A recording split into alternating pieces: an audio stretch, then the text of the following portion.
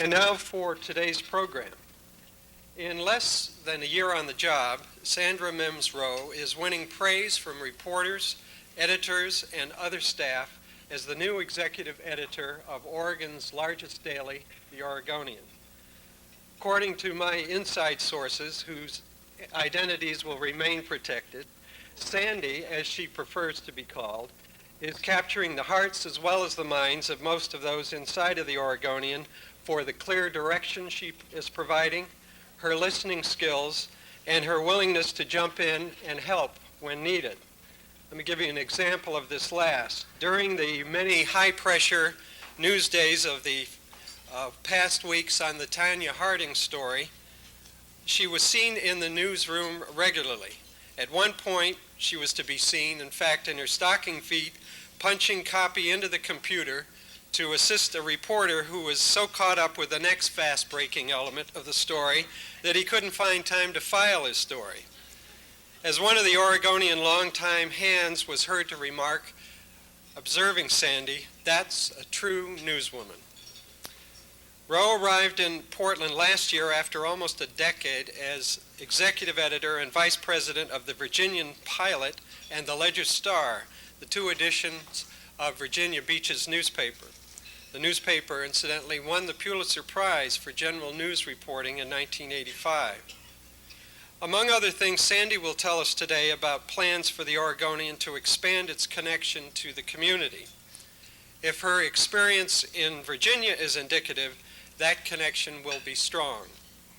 Let me give you a couple of quick anecdotes that come from a Virginia source who again will be protected. One illustrates our speaker's skill at meeting with the public and turning criticism into constructive outcomes. At a statewide Civic League conference in Virginia, Rowe was confronted with some hostility on the part of one civic activist, a lady who charged toward the podium waving her umbrella and complaining vigorously that Rowe's newspaper gave too much space to sports and not enough to gardening. Rowe stopped the lady in her tracks, saying she'd get her editor right on the problem and gave her phone number to call if action didn't follow. The woman saw results and even ended up getting her own space in the paper, appropriately enough with a contribution to the gardening column. On a more serious note, Rowe is credited with a strong belief in public dialogue and full airing of community issues. You may recall a national story about Virginia Beach's troubles in 1989 with college students who were traditionally assembling for a good time in the city over a Labor Day weekend before returning to classes. Outbreaks of disruption and violence among the students and police left the community with some raw nerves about the future of Virginia Beach's tourism industry and about underlying racial issues involved.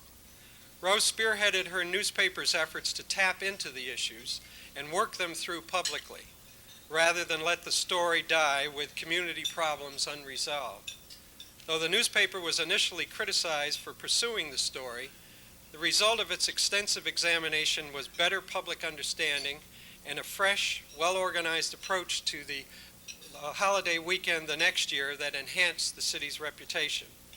I'm sure you're eager to hear from this intrepid leader in the Fourth Estate. Please join me in welcoming to the City Club the executive editor of the Oregonian, Sandy Rowe.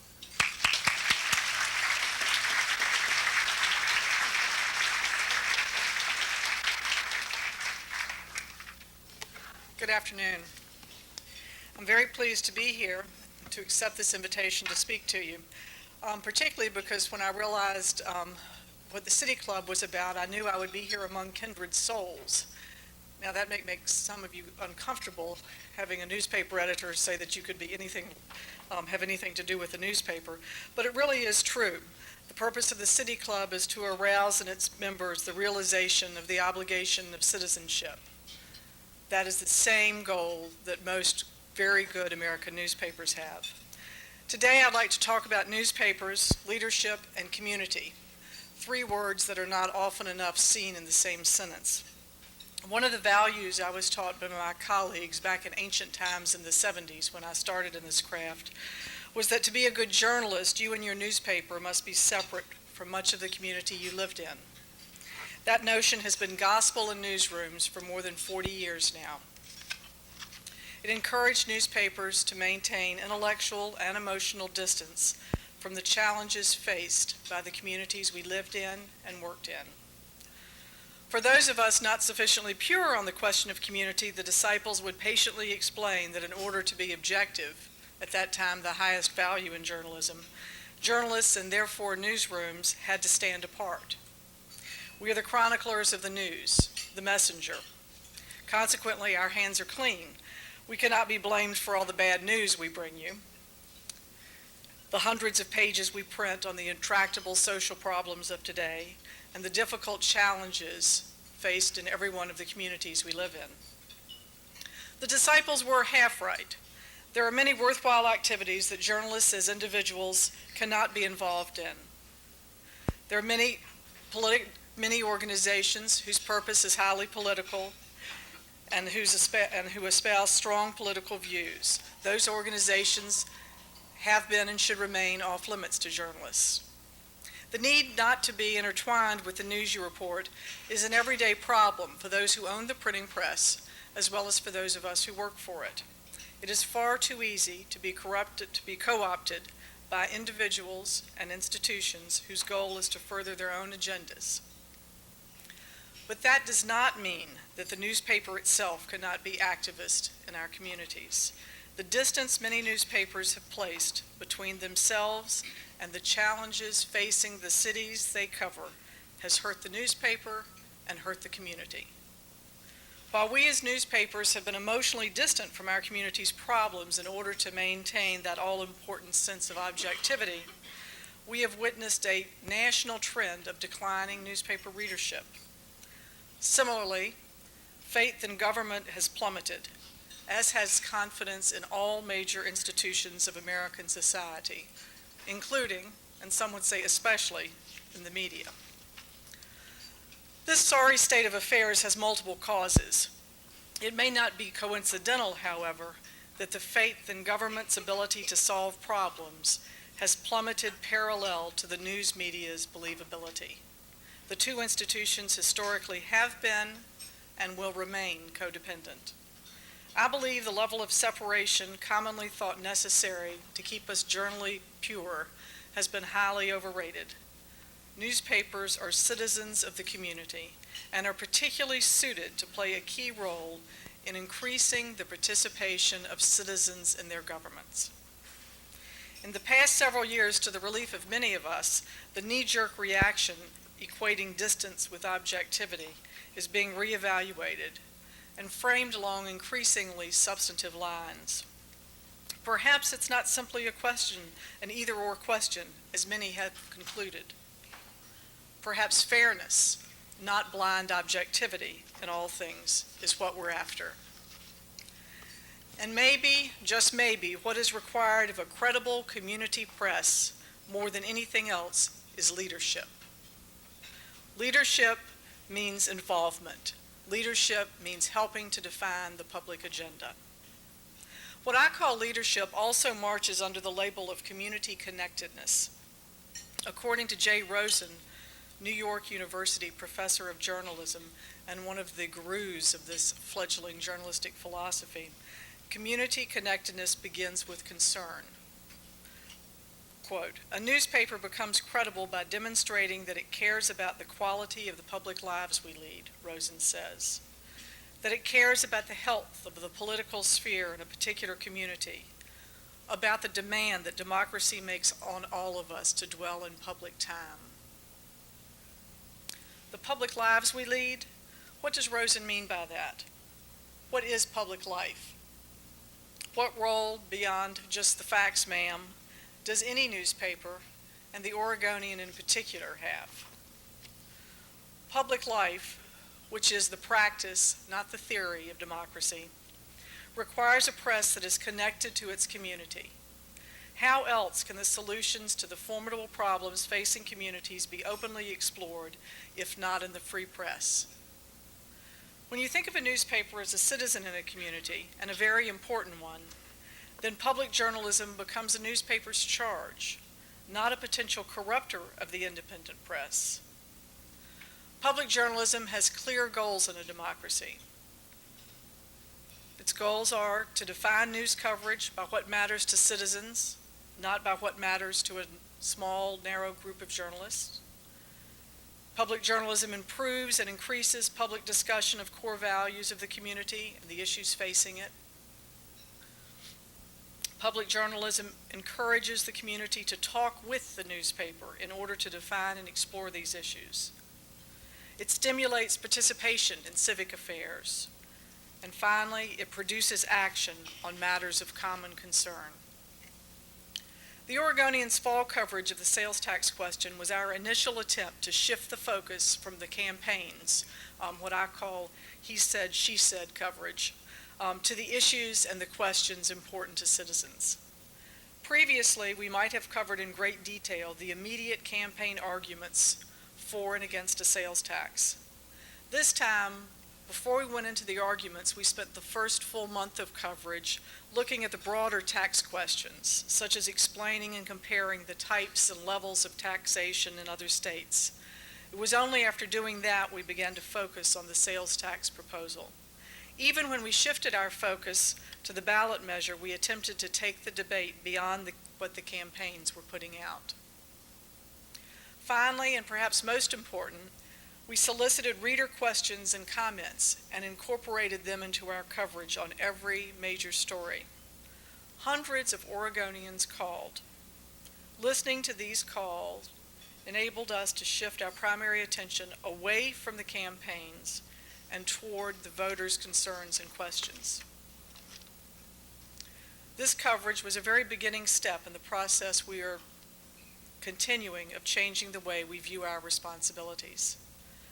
I told our reporters and editors at the time of the sales tax coverage that I would consider our coverage a success if at the end we knew we had increased citizen involvement and increased the voter turnout. I don't know that we accomplished that. We're still just learning. But in this initial effort, I know at the very least we succeeded in getting reporters to start changing their thinking about their responsibilities. And we signaled to the readers very strongly that we are interested in their questions and in their participation in our coverage of this issue and of all other important issues facing this city and this state. What all this means is that newspapers must be more than the bulletin boards of their community in order to fulfill their function. We must be active agenda setters for community. We must offer leadership.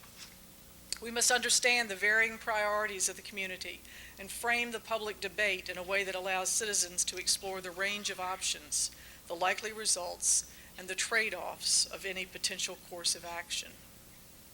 This is obviously the goal of editorial pages, but in a very different way, it must be the goal of the entire newspaper.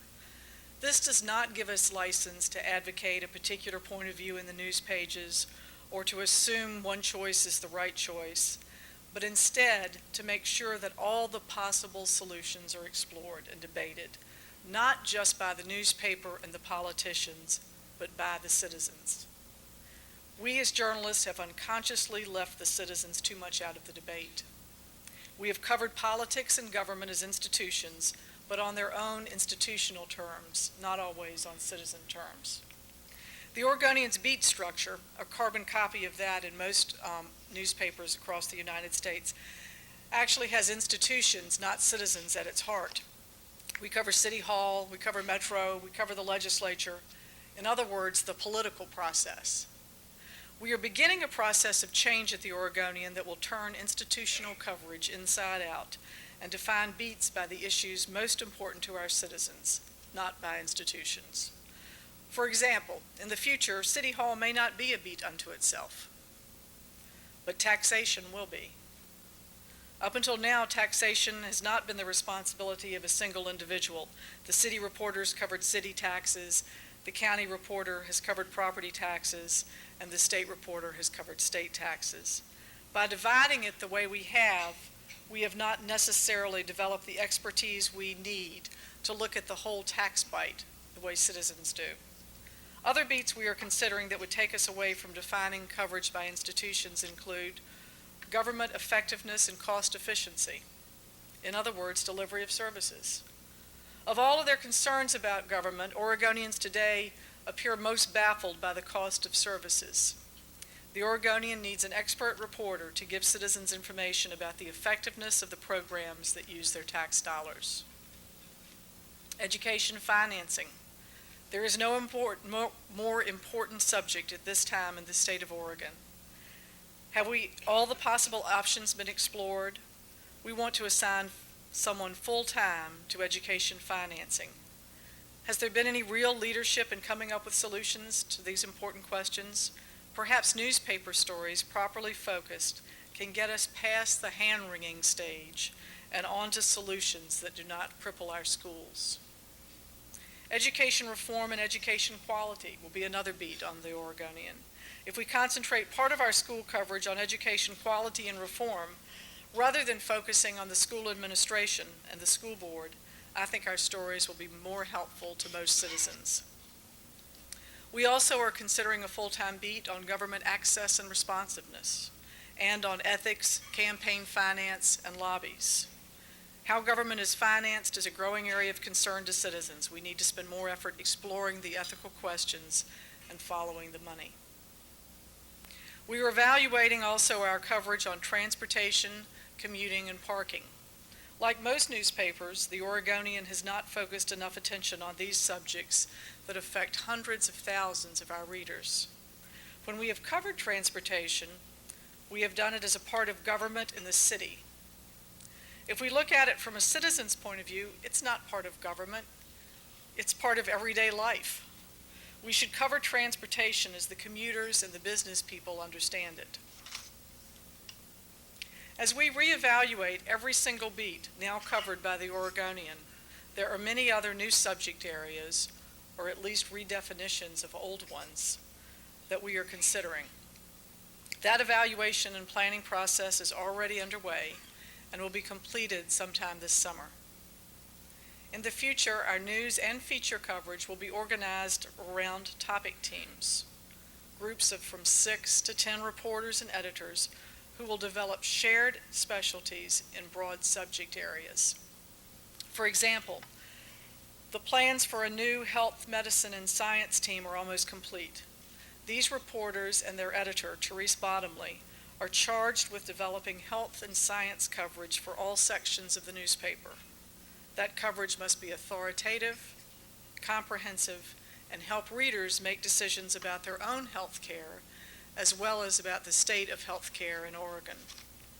Instead of covering the hospitals and other health care providers as institutions, this team will cover as full-time beats medical research, the business and competitive aspects of health care, psychological health issues, personal fitness, and nutrition.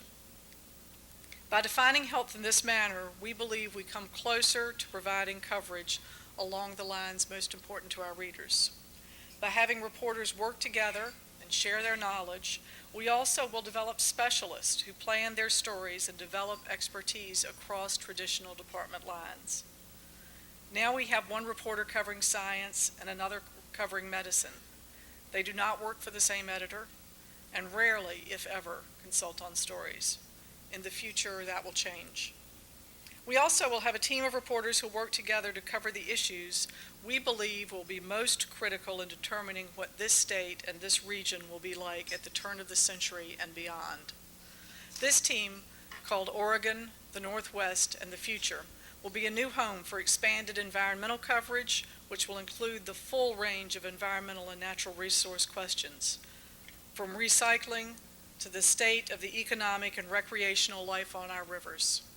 Our coverage will increasingly focus on real people and their concerns, from foresters to loggers to school children to housewives. We expect to cover economic development and creation of jobs as a very important part of this team's mission. If we cover these important subject areas and others as a leader in the community, not as a detached observer, we will raise questions that will help focus the public agenda.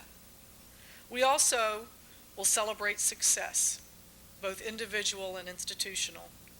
A very important part of a newspaper's mission is to reflect the face of the community back to itself. We should spend as much time and care telling about what does work as we do pointing out failures. I believe there is much to be learned from success. What newspaper readers mean, I believe, when they complain about too much bad news has long been misinterpreted in this craft I love. Readers aren't asking us to ignore the problems, the so-called bad news. I think what they're really asking is that all there is? There is more to life in a community than its problems, and our coverage should better reflect news that is uplifting and at its very best, even inspirational. I'm very excited about the possibilities as the Oregonian strives to become a more complete information source. Most of us want information in order to make the right decisions, whether it is where to shop to get the best value, what movie to see this weekend, or how to vote in a national election.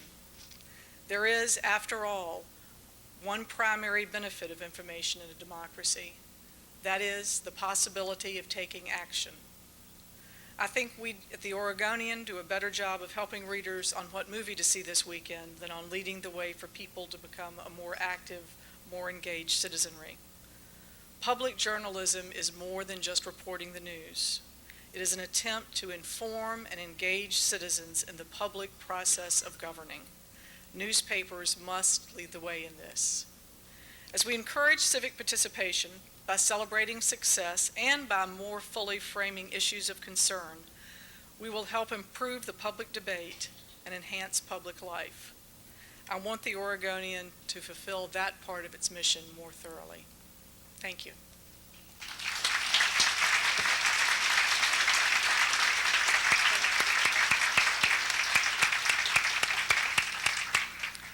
And now it's time for questions from City Club members. You will see the microphones being placed in the middle of the room. Please make your questions as brief as possible to give everybody a chance to question our speaker today. We're beginning again with Andrew Wheeler with the first question. Andrew? Thank you.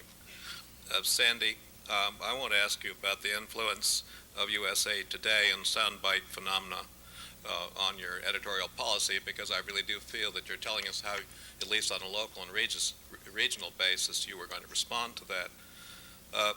Has the Southern writing tradition influenced your career path? If so, how? I know where you were born, Charlotte, North Carolina. Your secretary told me that. Where can we read your writing?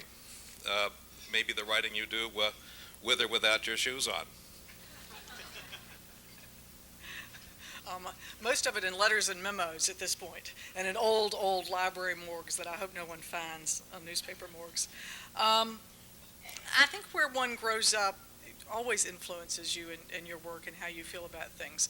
I did grow up in the South, the Mid-Atlantic, and my father was a newspaper man, and that certainly influenced me. And the South is the home, as the Northwest is, of many great writers. And so I do think that part of what I am, I'm very proud of, and has influenced both how I manage a newsroom and what I think the importance of news.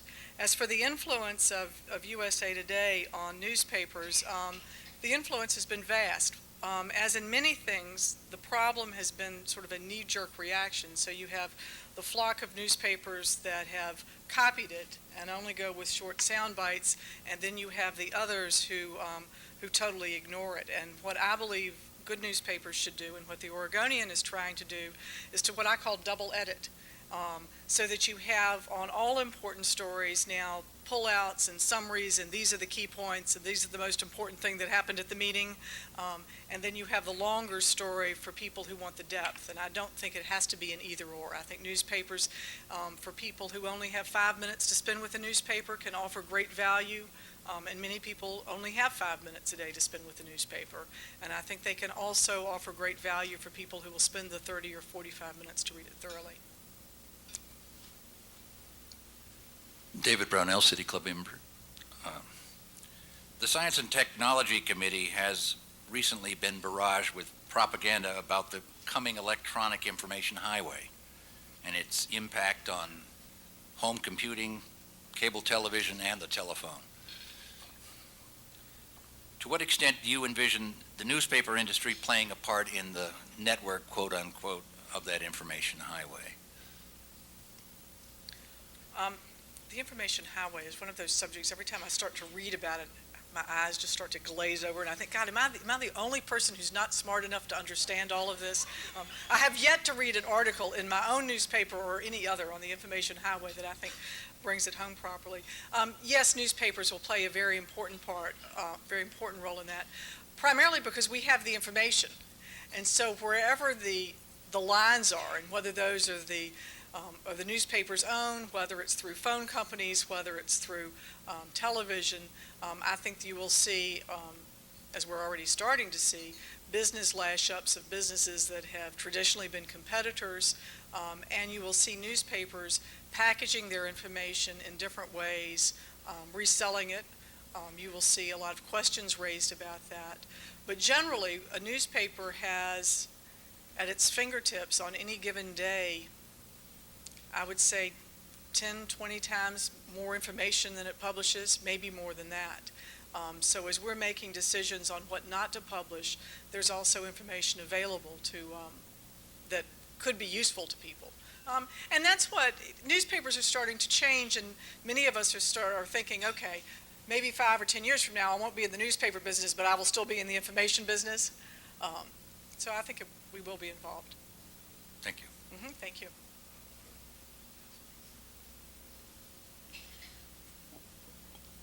Hi, Jeannie Dodson-Edgars, and I have a question. First of all, what you're doing sounds wonderful. I think it's a logical thinking. Yet there's an area I'd like you to address, and that's the coverage of other things besides the Tri-County or Clark County area. I've been working now in Columbia County for near to 5 years, and it is a happening place. I mean, business, you name it. I mean, there are so many things going on out there, from wetlands to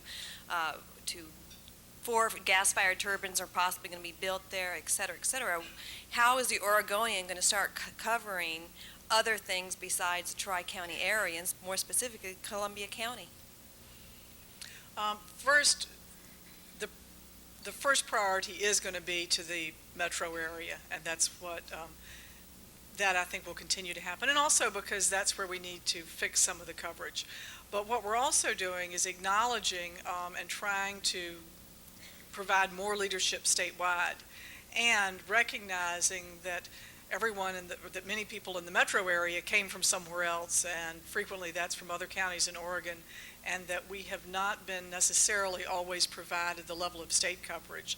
A lot of that will expand as we do this Oregon, the Northwest, and the Future beat that I was discussing, or that team of reporters, because many of the things that are happening in other counties are happening statewide at different levels. So for instance, we're going to have a full-time person, at least one and maybe more, covering growth. Well, growth's not just a Portland issue, and it's certainly not just a Tri-County issue. And so what you'll have is the effects of growth statewide. And so I think what you'll find is, while we are trying to provide and will be providing more depth in immediately local coverage, we also will be expanding state coverage at the same time and trying to take a broader view, recognizing that we are the largest paper in the Northwest and that we have to provide that leadership. My name is Phil Bogue, member of the club. I noticed in your remarks that nowhere did you have anything to say about the cultural resources of the community or the arts, and to me that was particularly manifested in the living section in this morning's Oregonian. One of the most important events in the almost 100-year history of the Oregon Symphony occurred yesterday. I was looking for coverage in the morning paper, and what I found was a front page with huge headlines: "What I Did for Love," "Outlaw Love," and finally a couple of inches about Jimmy DePriest at the bottom. And I'm wondering, have the editors of the Oregonian really concluded that those of us living here are just a bunch of Philistines? I certainly haven't concluded that. It's interesting because, coming from Norfolk and Virginia Beach, I have thought that the cultural coverage in the Oregonian is far superior to what I'm used to. So it just shows that it's all a matter of perspective. The cultural institutions in a community frequently are the backbone of the community. I mean, they are very important. The interest in many of them, unfortunately, is not broad, but it is very deep. and how a community offers its culture. And in the case of Portland, I think the accessibility of it, which is remarkable, says a lot about a community. So we are going to be examining that as we are everything else, although I will concede that it was not tops on my hit parade in terms of things that needed my attention at the beginning. Yay, a student. You supposed to be in school? I'm a member of the Youth Forum. My name's Willie Darden, and I was just wondering, what made you take this job at the Oregonian? It's a good question. It's a good question. A deal I couldn't refuse. No, it's a very good question. Several things. Many people who know me thought that I would have to be bombed out of Virginia. I had been there for 22 years working for that newspaper, and indeed had not been inclined to consider any other offers from other newspapers. What happened here was that Fred Stickle was a very smart man and said, well, instead of, don't worry about an interview, just, have you ever been to Portland? And I said, no, I've never been to Portland. He said, well, just come out for a weekend, bring your family, come see Portland, and then we'll see later if you want to do an interview. And I was struck by two things immediately, and then more on subsequent trips. But first of all, obviously, the friendliness of the people. I need that, being from the South and having grown up in a small town, and even in the 4 blocks between the Heathman and the Oregonian's offices, as I was walking back and forth to meet with Fred Stickle, people would smile and speak to you on the street. And the vibrancy of the downtown, that was just phenomenal to me. There are so few cities where you have the cultural activities downtown, where you have the movie theaters, where you have all of the best restaurants. And that was wonderful. And then the more we looked at it, it just had a lot, the newspaper offered a lot of opportunity for me professionally, and I felt like I had something to contribute, and who wouldn't want to live in Portland?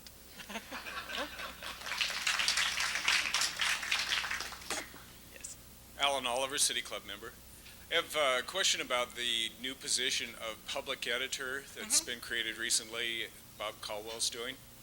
The 2 columns that I've read recently where he is fulfilling that role had to do with a front page story about Tanya Harding and then another front page story about Mary Wendy Roberts.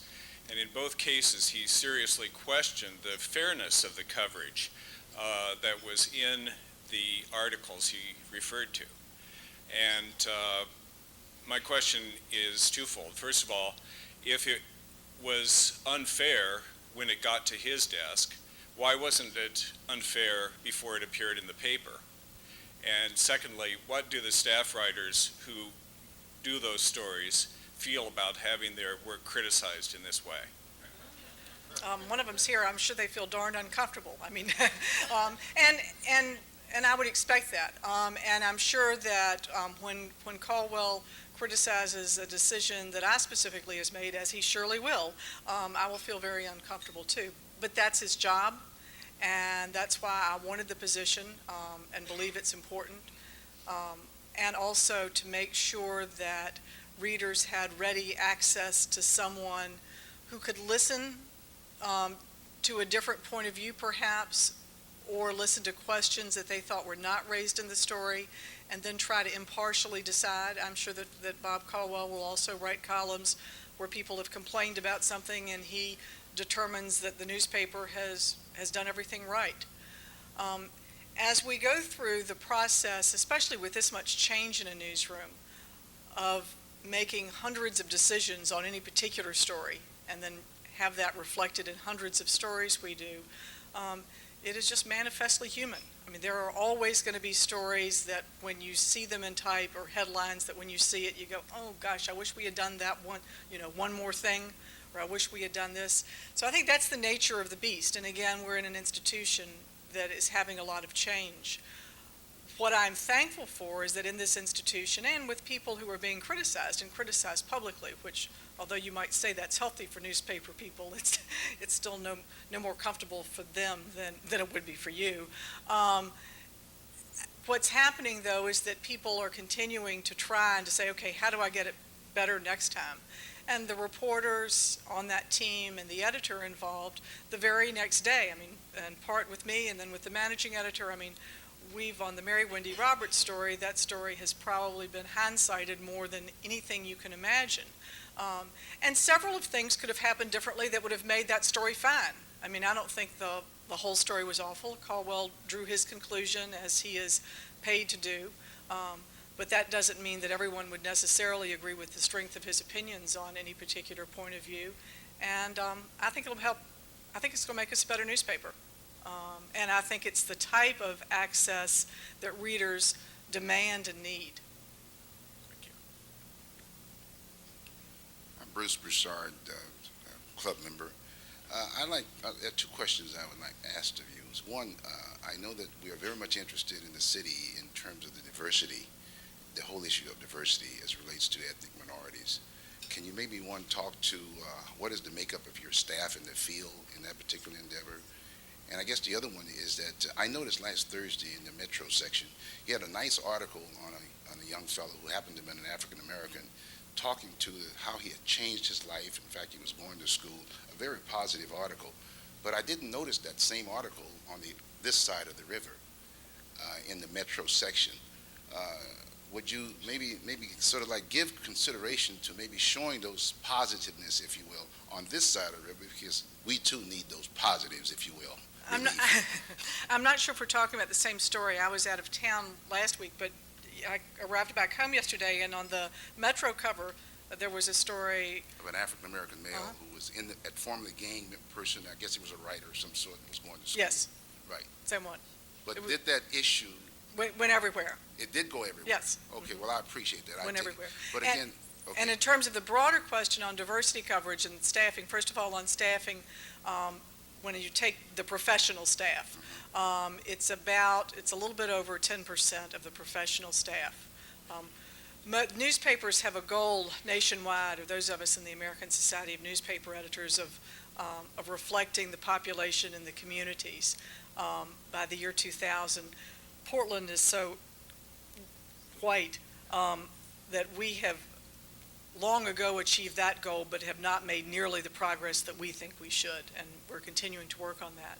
As far as coverage, this spring we will be doing a content audit for the first time, or I believe it's the first time with the Oregonian, and that means a group of people will go back and look at women and minorities and how many times they are pictured, how many stories are about them, how often they are quoted in news stories on a display, and then after that we'll evaluate that and draw whatever conclusions from it. But it is something that newspapers just need to work on more. Again, though, I've been very pleased since I've been here to see when we do a survey story, when we do a story, frequently they're feature stories on the living cover, but a story where you can interview anybody, but you're interviewing all divorced women or something like that. But at any rate, I've been very pleased to see that that we are representing the diversity of society when we do that and not going to predictable sources. But I'm sure we're not doing it as well, and we'll have the evidence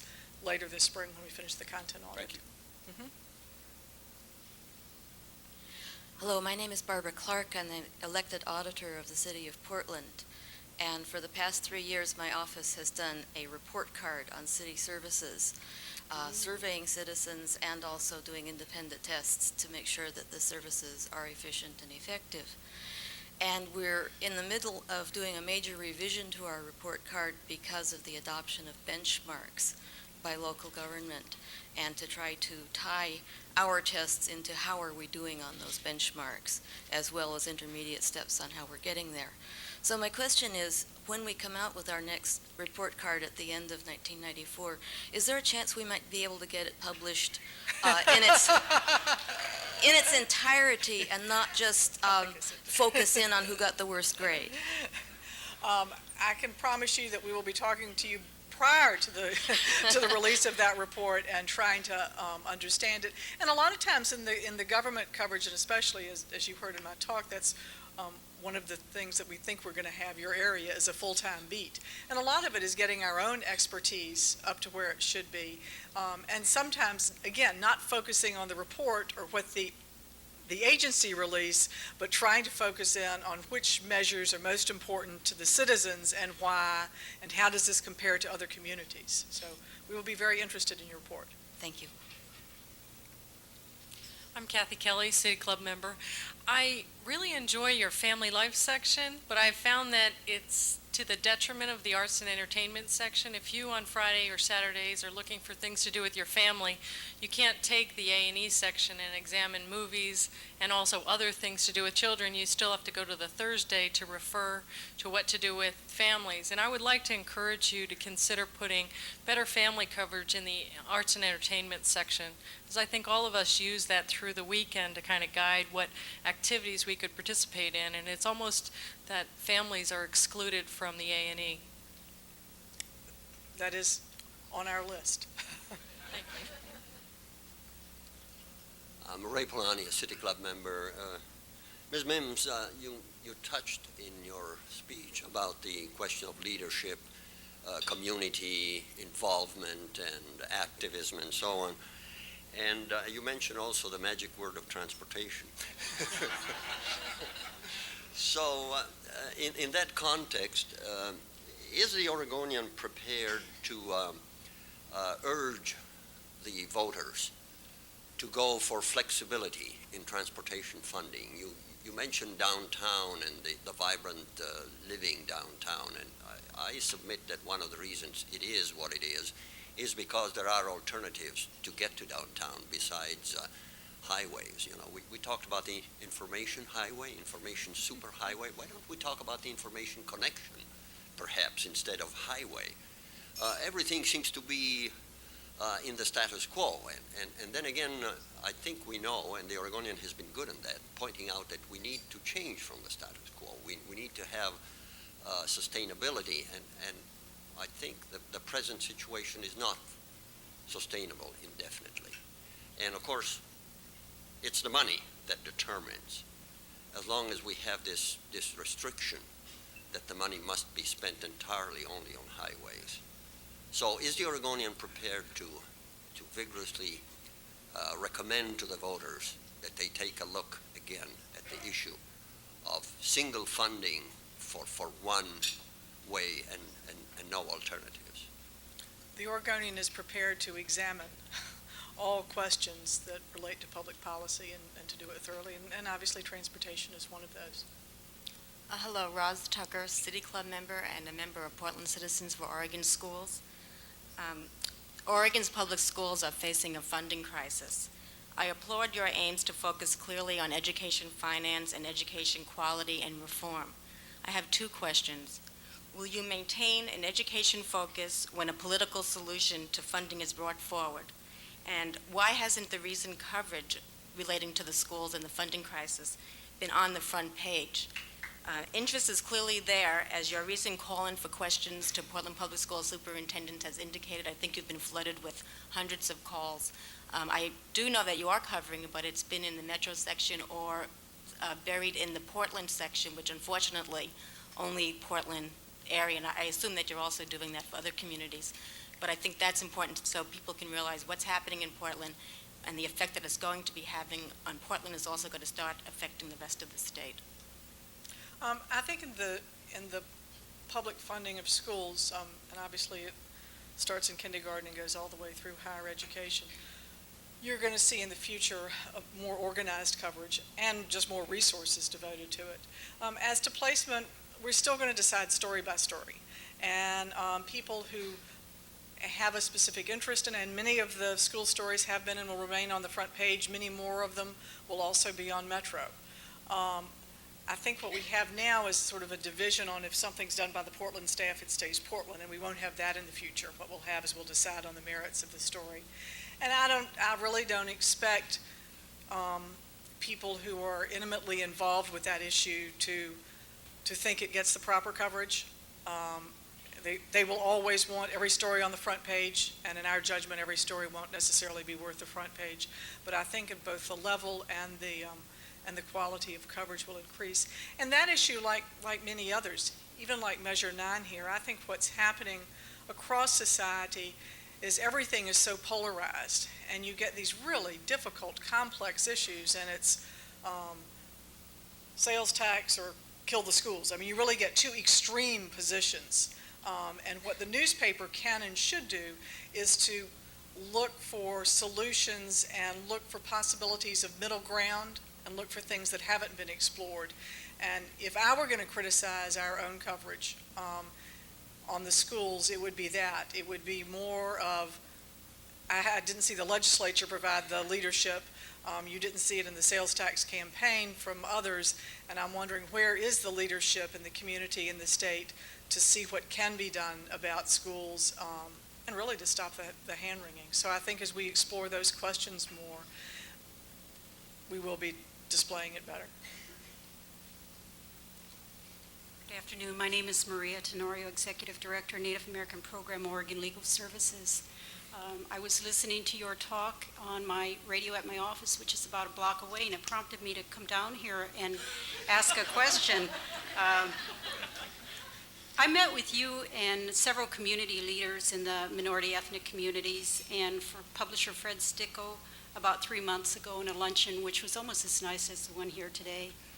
And promptly after that, I wrote you a letter asking you to respond to suggestions that I personally had made at that luncheon regarding engaging ethnic communities and as a broader part of the community in news coverage and, as you said, governing the community. Specifically, I think I pointed out that tribes were very important players in the state of Oregon, and I'm not sure that the Oregonian had given adequate consideration to tribes. When you mentioned earlier environmental issue, tribes are very key players in that whole dialogue, but I heard you mention housewives and school children, but not Indian tribes. Moreover, about 2 weeks ago, I wrote a letter to your newspaper asking that the Oregonian consider deletion of the term squawfish for the big-mouth minnow.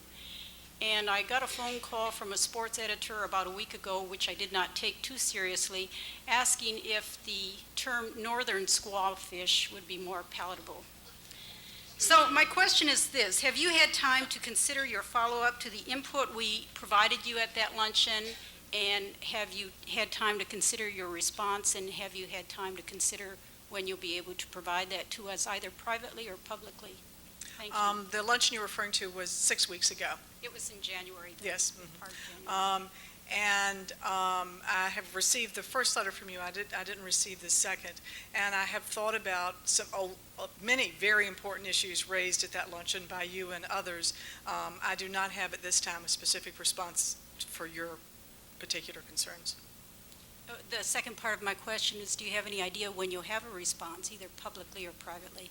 Soon. Thank you.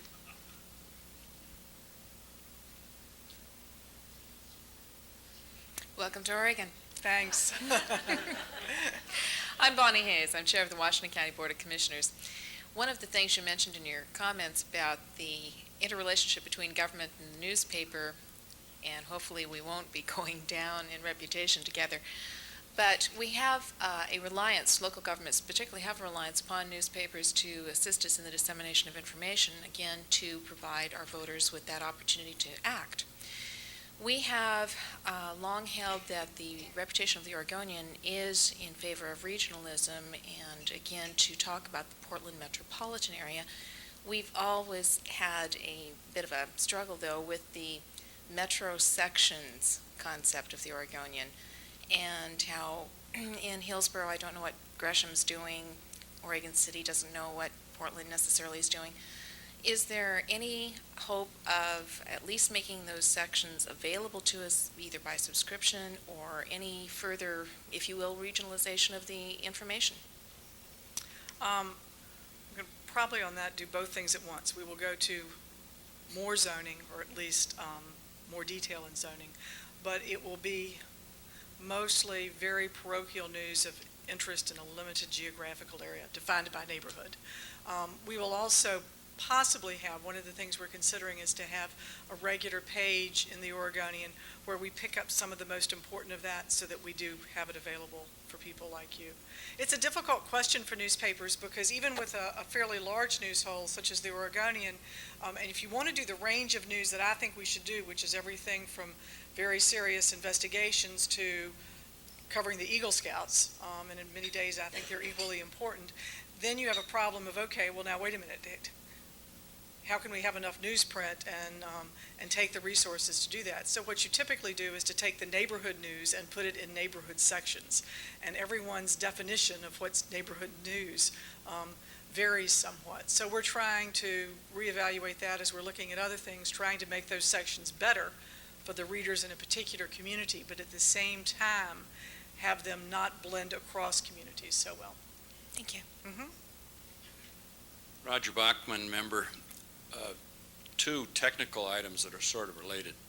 Like many other people here in this room, I serve on a state commission, and from time to time that commission takes an action with a split vote, but inevitably the news report, particularly in the Oregonian, just says the commission did that and doesn't record either that it's a split vote or who voted which way. Same way in the Congress. There'll be a front page item about Congress voted on an issue, on a bill, but we don't get at the bottom of the column how our particular congresspersons voted. It seems to me a little bit of effort could provide that. We have to wait until Sunday when there's kind of a wrap-up that comes to you over the wire and probably didn't cover the item that was reported previously in the week. Those may seem small, but they bug me. No, they should bug you. And we've been working on that and trying to do it better, and they are usually available. Sometimes it is not immediately available when the daily story runs, even with the time advantage that we have from the East Coast. Sometimes they just don't send that as quickly. But you will see us in the future, both on the local level and nationally, doing that more often, and more often breaking it out in charts or having it at the end and having a list. Frequently, that's really one of the things that we're looking at, is where we're writing 15-inch stories where the reader really doesn't want to read through 15 inches. They want to know what happened, what was the action, what was most important about the action, and how did people vote, and perhaps how can I get more information. So we're even looking at different forms for presenting information. In newspapers, we've always assumed if you're going to present information, then it has to be hyphenated and justified and typeset, and we call that a story. And one of the things we're talking about more in our newsroom is what doesn't need to be a story. What really is a good list or a box with bullets inside it saying this, this, and this. And as part of that, we're also saying, what are the most important questions for the reader? And frequently that really is, how did my congressperson vote on this? Hello, my name is Aaron Biddy, and I'm aware that the Oregonian is a very liberal left newspaper, and you mentioned earlier that the newspapers play an important role in politics and the elections. I was wondering how that job can be done well unless conservative views are portrayed as well as those of the liberal left. Well, I don't know that everyone would agree. Many people certainly would, that we're a liberal left newspaper. The editorial page does tend to be liberal. I don't know when you get to left. And what we are trying to do on the responsibility of the editorial page, however, is to any good editorial page is to make sure that other views are heard, and to make sure, whether it's through letters or guest columns or syndicated columns, that there is a range of opinions. In the news pages, which are entirely separate from the editorial page, there really is not discussion of politics or political views. Every individual has their own political views. I would never know it before hiring someone, would never expect to, and would not want to.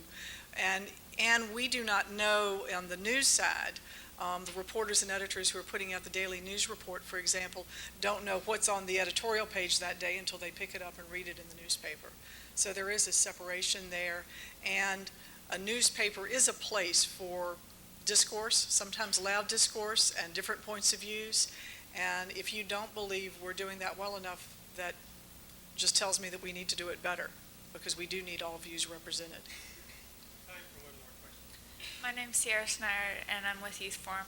This is kind of a general newspaper question, but as I read through the Oregonian and other newspapers, it seems like sometimes I'm reading the same story every single day. When does a newspaper decide that it's exhausted a story? Oh, in the case of Tanya Harding, never.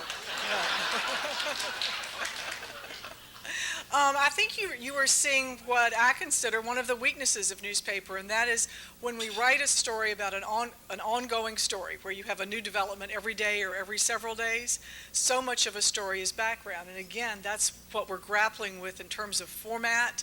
How can we present just what's new for the reader and perhaps in a different form give readers who are fresh to it, since not everyone, unfortunately, everyone doesn't read our paper every day.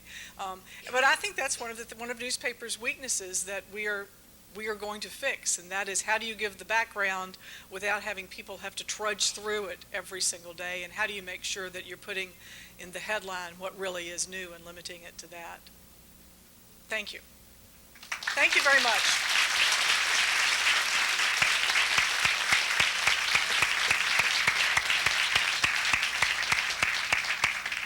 Sandy, not too many softballs today, and we want to thank you for handling the wide range of questions and the diverse interest, and for giving us a good, clear picture of where the Oregonian is today and where it's headed. Thank you very much. It's been a pleasure. We're adjourned. Thank you. Terrific. We let those youth forum people in here every meeting. We won't be able to get any speakers.